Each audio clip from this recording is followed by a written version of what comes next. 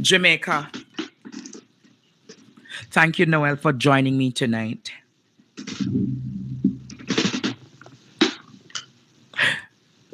I have been tipped with some information through the Ministry of Health.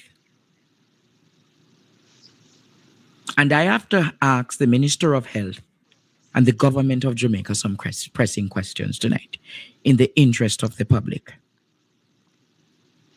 In the interest of the public. We seek answers from the Ministry of Health on an Ebola exposure protocol in Jamaica.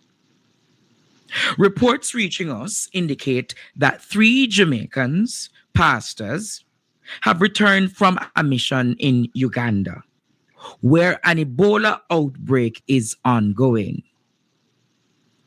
One pastor, Jamaica, is reportedly at home in Westmoreland exhibiting symptoms. The Ministry of Health and the medical staff are said to be attending to him and seeking an isolation space. The other 2 pastors from Grange Hill and Delviland were reportedly instructed to self-quarantine for 21 days.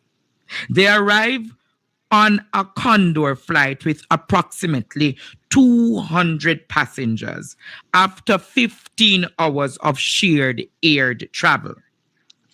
Concerns have been raised that the entire flight should have been quarantined under standard infectious disease protocols.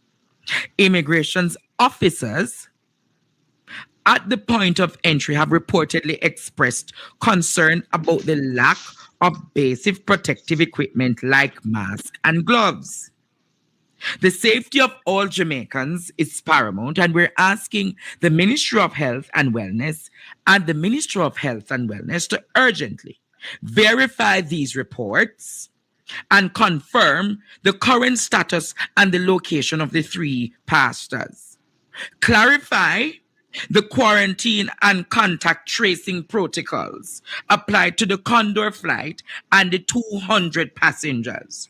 Confirm what PPE have been provided to frontline immigration, health, and security staff at port of entry.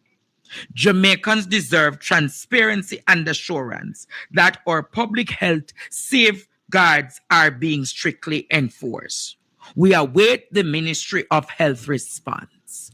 I want to ask Christopherton tonight, is there a victim who has symptoms of Ebola in Jamaica?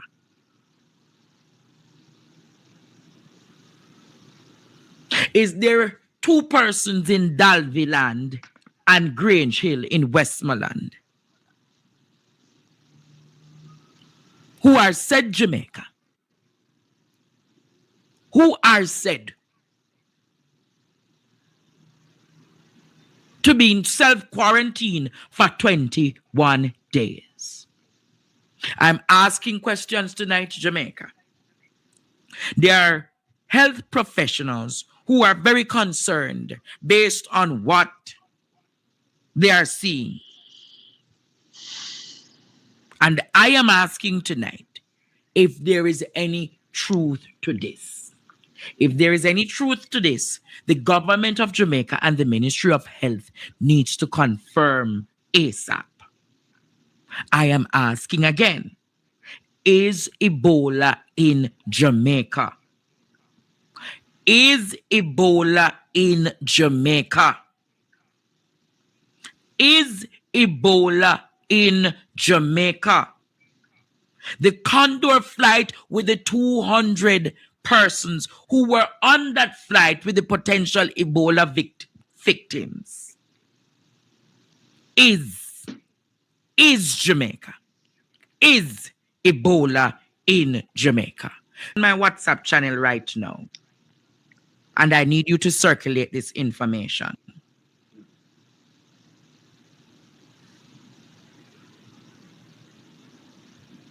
So here's the thing, Andre, and obviously, Yeah, sorry, go ahead. I'll let you finish. No, you go ahead, Noel. I mean, as of right now, 900 suspected cases and 200 people have been killed by the outbreak. So, aside from West Africa, so we're saying the Democratic Republic of Congo, which is where the outbreak is centered, it has now spread to neighboring Uganda, right? I think the official advice, as you were speaking, I was just checking the government website, health ministry website, the US. They have a website where they're doing an update on cases. There doesn't seem to be any suspected cases in Jamaica, but I think you're right. If this is being reported, then I think the government needs to come out and just provide the reassurance to say, hey, no cause for concern. I do know that with Ebola, that the symptoms take 2 to 21 days to emerge, right? And it's the vomiting, the diarrhea, and for people who just need a bit of background context about Ebola, there is no known vaccine that can cure Ebola, which is why it is so deadly and so brutal. So, you know, we just got to make sure that we don't see a repeat of history during the last outbreak. And if there is things to be concerned about, then I think, the public health officials in Jamaica will need to come out and address the public and just say, hey, listen, nothing to worry about. We've got this under control. Or, yes, there is cause for concern, but we're still investigating. But I think you're right. Do you know, or do we know where the news is from or how it's being reported to you? Well, I was tipped by someone who is in the medical profession, who said tonight, Andre, this information needs to be known to the public because for the safety of Jamaica, the people must know, because they're complaining that they don't have the PPE equipments and the things that they need to protect. They don't have the protective gears. And if they don't have the protective gears, they're not going to touch the people and go into these quarantines with these 3 pastors. The 3 pastors are in Westmoreland. The 3 pastors are in Westmoreland. Grange Hill, one is self-quarantined in Grange Hill, and the other one is self-quarantined in Dalvey or Dilvey land. That is, and the other one is said to be in a critical condition and in the care of the Ministry of Health. Wow. On that basis, if that information can be verified, can be stood up, the public should know about this. And the public should be fully informed of the precautions and measures being taken to protect the wider public. If these individuals had come into contact with other members of their community in Westmoreland, like you said, then they would need to, the government would need to move rapidly and urgently to isolate, to get these people who they may have come into contact with. But I don't want to speculate too much because it is early days. But the 3 pastors just came from a mission. The 3 pastors just came from a mission in Uganda. What I don't understand, though, is the official advice from the Jamaican government as well as the US government is to avoid traveling into these affected areas. So again, how the hell did they get up there? Were they in Uganda for a couple of months and then decided to come back knowing that they were coming from an affected area? Also, I think you read in your statement, the protocols at the airport. What measures were taken to know that these people were coming from an affected country of Ebola? Listen, there are so many questions right now, but anyone coming from the outbreak area should automatically be treated as a suspect in the sense where, hey, listen, we don't know if you've got it or we don't know if you don't have it. Therefore, we just need to take precautions so you can self-isolate. If that wasn't done, these individuals left the airport, got into a cab, got into a bus, were picked up, drove, stopped off at the KFC, went into the KFC, touched the door, got food, and got back in the car, made their way to Westmoreland, got out of the car, went home, went down to the local bar.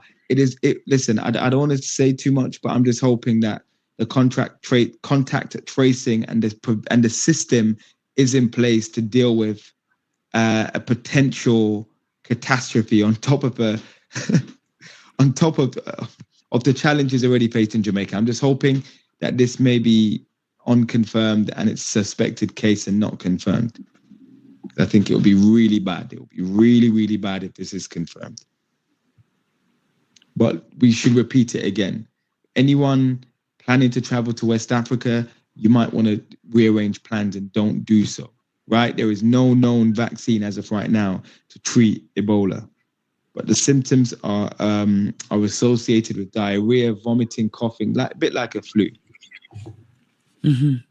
Well, Jamaica, we have seen the scares coming out of Africa with Ebola, and with Jamaica's healthcare system, we're in a serious debacle if this gets into an outbreak in Jamaica. So we're asking the government of Jamaica to, one, tell us what is really happening. Two, let us know the protocols being established and let us take it from there. There, Jamaica, it's just too much. I can't take on anymore tonight. It's just too much. I can't take on. I just want to say to you, Noel, continue being the fearless journalist you are.